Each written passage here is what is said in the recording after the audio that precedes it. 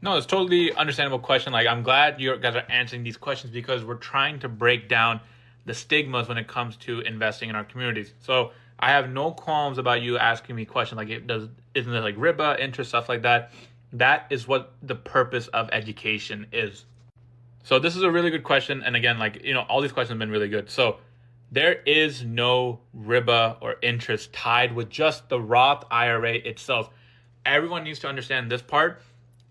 Most of the accounts that you and I will open, just regular ordinary people, there is no interest tied to them. Like, if we opened up a Roth IRA today and we put in $100, $200 every like month or whatever, it would not grow because we're not invested into anything. So there's no RIBA in that regard. There's no interest in that. It would literally be the same thing as just opening up a bank account, like a checking account, and then just putting money in there and it doesn't grow. So that the Roth IRA, again, it is just a type of account. Now, what could make it RIBA, what could make you earning money from interest is the type of investment that you choose. So, like if you're deciding to invest in a company, like let's say you want to invest in a bank. Now, banks, we know, make their money from interest. So any growth or money that you get from that stock of the bank, you probably know most likely it involves interest.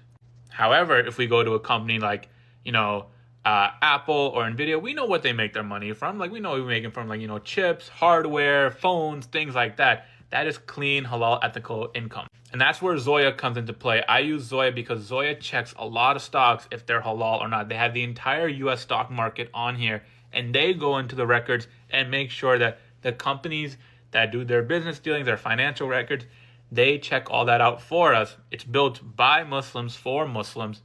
And then they can see that, some companies are, halal compliant or not. So like you'll see Google, Microsoft, Amazon, they're questionable. Well, let's take a look into why they are questionable. So if we look here, Zoya deems this as questionable because we can't tell really where this revenue is coming from in terms of that, the advertising may include objectionable content that do not fit with our standards as Muslims. So for that reason, Zoya and AAO IFI have deemed this to be questionable. And it's the same story for Amazon, but even more. This is 20% of the revenue is questionable. This is going above the threshold that the AAO, IFI, and Zoya have set for themselves. But on the other hand, if we look at Tesla, Tesla's revenues, they check out. There's only 1.74% of non-compliant revenue. And I want to make this distinction because I know some people are like, well, even if there's 0.0%, it shouldn't be, we shouldn't be allowed to invest in it. I understand where that sentiment comes from, but we have to think about it from a practical impossibility that every single company is doing something clean when they don't follow Islamic standards. And if that's a deal breaker too, that is totally fair. That is up to you.